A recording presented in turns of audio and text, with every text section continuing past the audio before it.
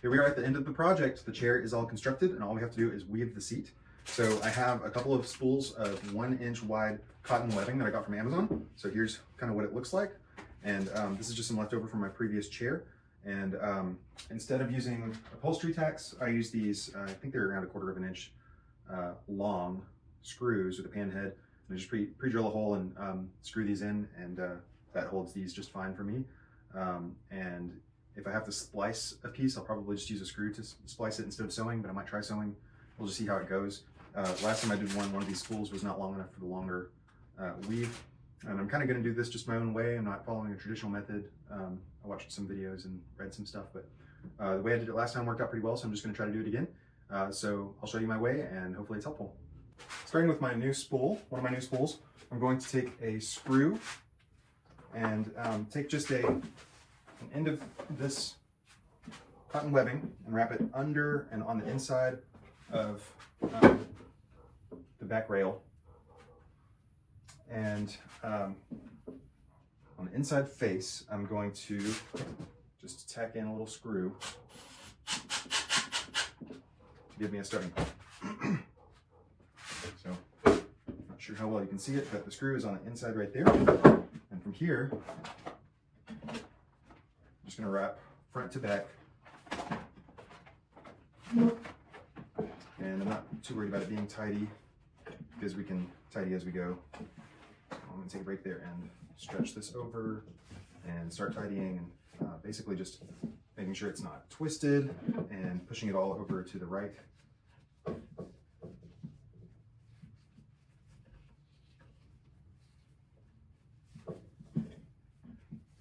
And we're just going to do this until we have the entire width covered. So that's all tidy. So I'll just resume wrapping this.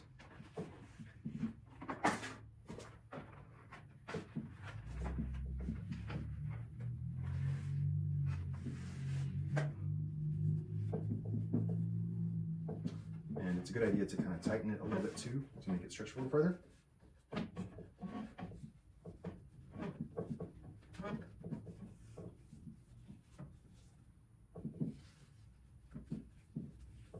This is good work to do while you're watching a TV show, because it doesn't really require too much attention. So I'm going to continue to push these all to the right, make sure that they're straight, and get through this webbing quite fast. So I'm already at the end of my spool. It does not go as far as you'd think. Keep pushing that to the right, and this, I might already have to splice this, but I'm going to take this and do some stretching to try to get some more mileage out of it.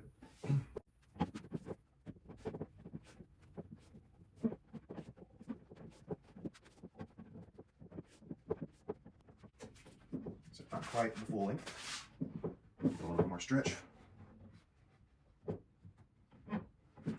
Now, one thing I'll show you now is that because we're trying to go parallel front to back, or back to front, we're going to have gaps over here that will fill at the end after we've done our primary front to back. I'm just going to continue to try to tighten these.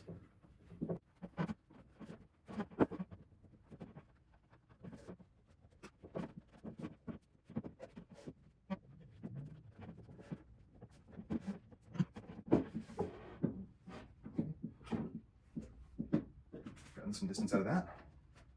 I might do that one more time and see if we can get a little bit more, especially on the bottom.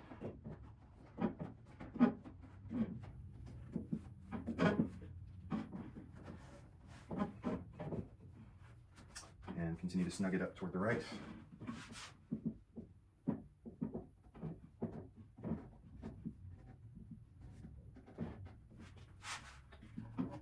I think here's where I'm going to do the splice.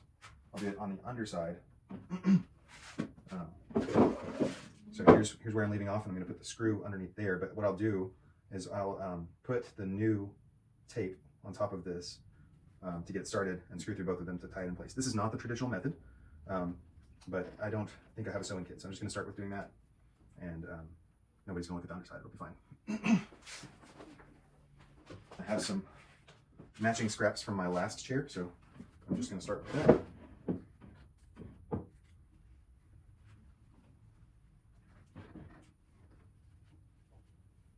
So I'll overlap the two.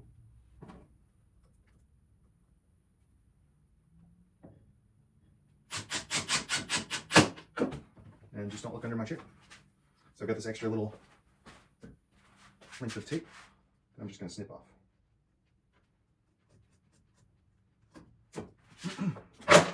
And we'll pick up with the new tape.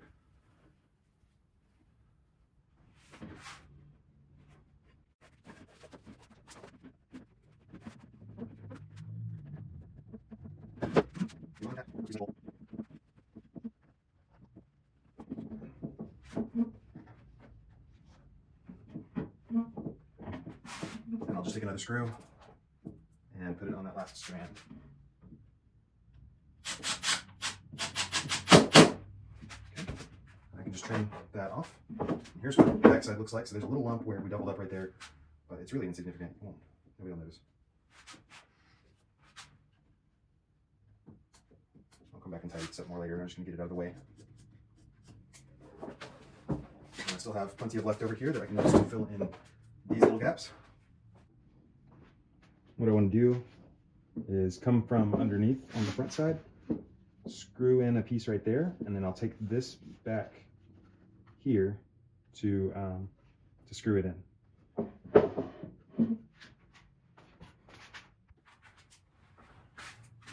Okay, so coming from my underside, get one of my screws and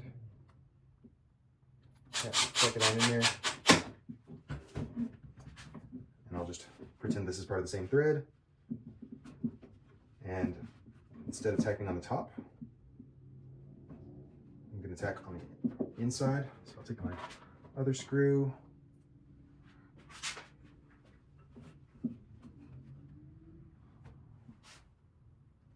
Just pop it in right there. And we'll trim off the excess. And this will get corrected when we do the side-to-side weave. And just going to do the other side. It's the same as before. I'm going to come from the underside here, get a screw,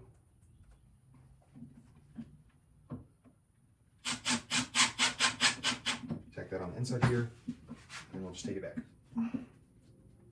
Pretend it's part of the rest of this. As far back as we can tolerate, we'll tighten that up.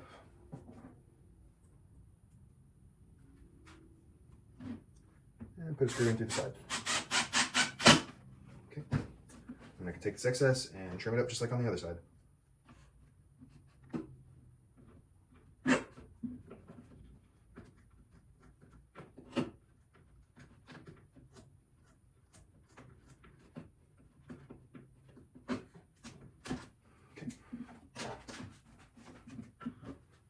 There is the whole front to back weave.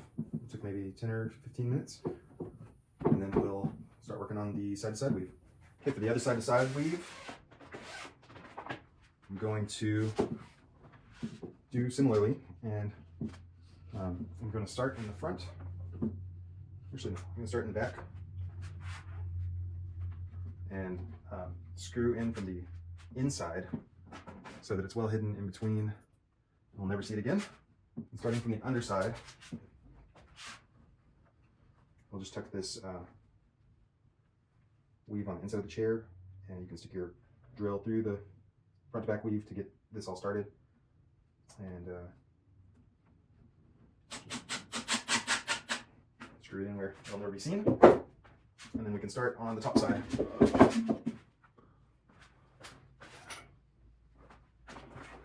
Now it always starts way slower because you've got more tape to weave through. So I'm going to go find that other end.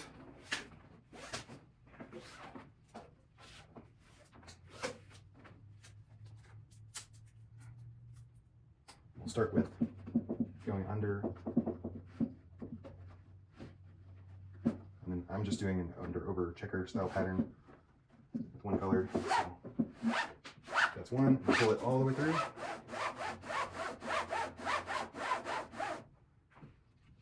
Make sure it's not twisted. You don't want any twisting. And then from here, we'll flip the chair over.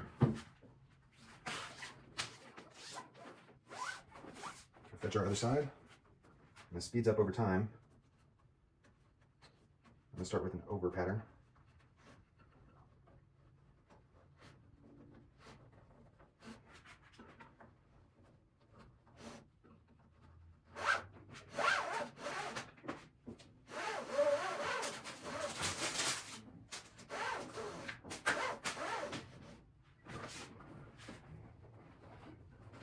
Once again, we want to make sure they're not twisted at all. We'll flip our chair over again.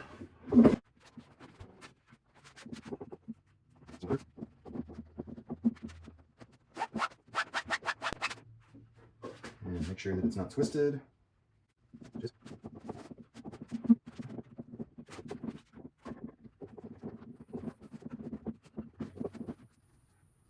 I'm going to move where my screw location is, because I think it's going to end up giving me a weird warp.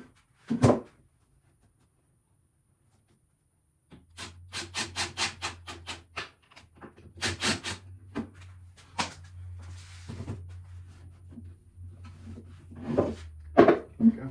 So I've made my adjustments. Just tighten it all back up.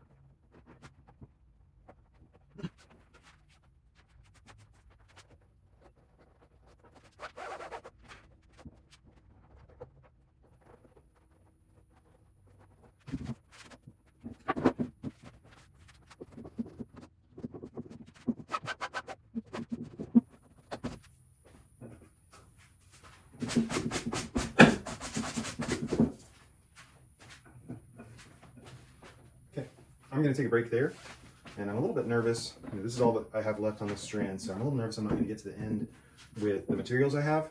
But the other next thing I need to do is go get some foam. I just have some leftover scraps from something else, and I want to stuff some foam into here before I finish the side weave, just to give it a little bit of extra bounce and support. And then the rest of the process is the same as what I've been doing, so I'm going to go take a break and get that foam, and then come back and hopefully I can finish it.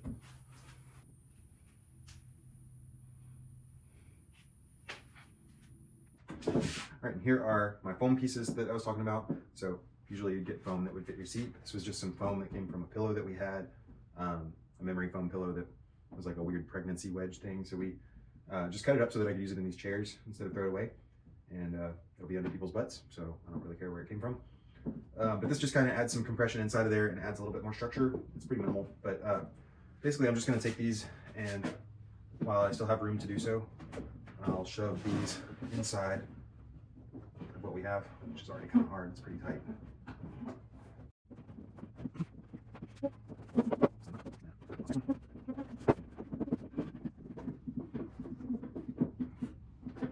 Slide it back. And this will make the weaving slightly harder, just because there's some extra friction in there, but it's not a substantial difference.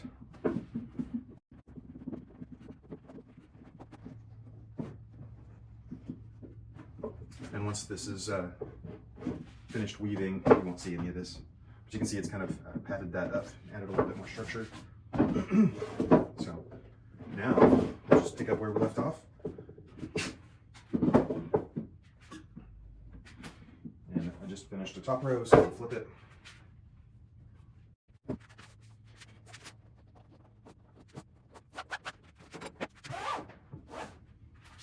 Normally I would do these weaves inside of the house, which tends to be cleaner than the shop, and I'm also getting tangled up on my vices on my workbench, so I'm really only doing this in here because of the video. So enjoy, but it's making my life a little harder because there's a lot of lint and wood dust and stuff that's getting inside of my cotton webbing. But I'll vacuum it off at the end and hopefully it'll look good as new.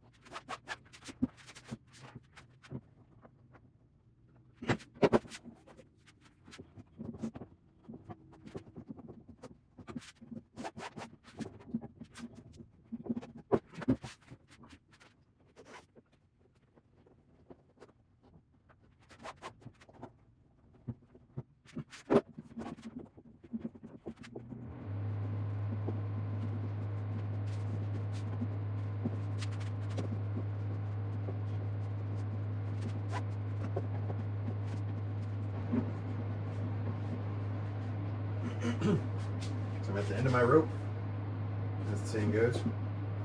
So I'll probably get one more weave on the bottom, and I've been tidying as I go, but I might do a little bit more tightening to make sure that everything looks pretty good. And then we'll screw it in on the bottom and do another splice the way that I did before on the other side, and then what I have left over should get us all the way to the end.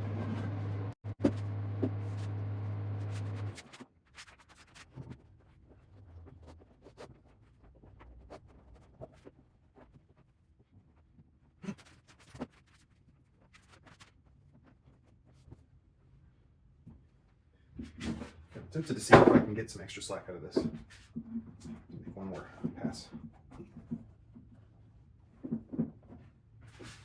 I don't think it's possible.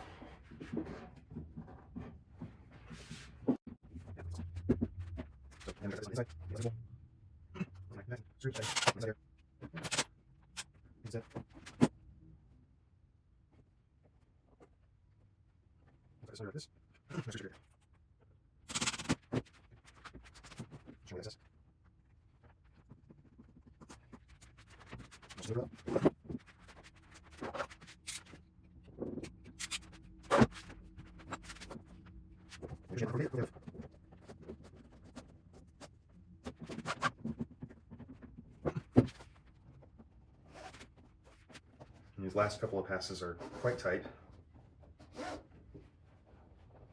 They can be a little rough around the hands.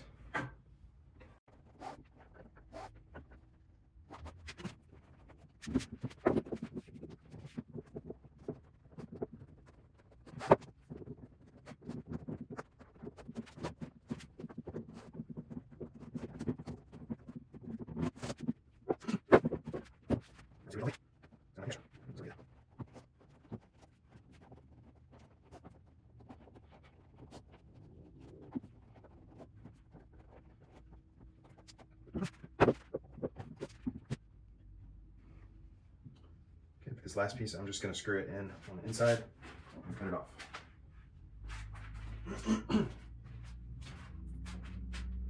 Again, I'm sure there are more elegant ways than the ways I'm doing, but nobody's going to look at the bottom of this chair except for me. And the top looks pretty good, so I'm happy.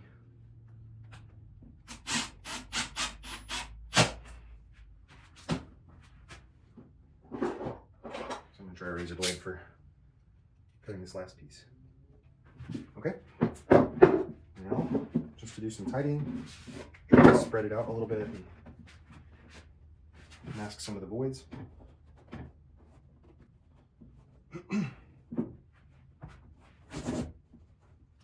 vacuum off the top. I do wish I could have fit in one more in the front, but I think I'll forget about that. And if I don't, then I'll just come back and fill in another. But there we go. If you look at the sides, it's pretty full. The back and the front. It's all looking really good. And here's the final look at the chair. So there's our weave. Looks really good.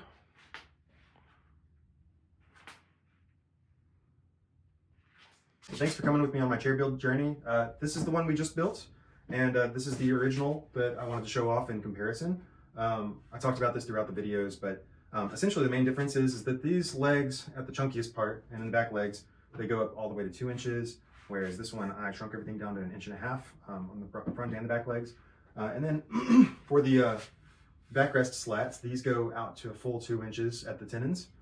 Whereas on these guys, I went down to 1 inch, so it kind of gave that more dramatic display. I definitely like that feature. I think it looks a little bit better, and I like the thinner chair component. So I think this is the better chair. I'm going to be building 2 more of these, so I'll have a nearly matching set between these 2 and the other 2 that I'm going to build to go around my dining table. So yeah, thanks for coming along, and I hope you enjoyed the videos. And if you could, just go back and like all of the videos and subscribe. That would be really helpful to my channel. So have a great day. Bye.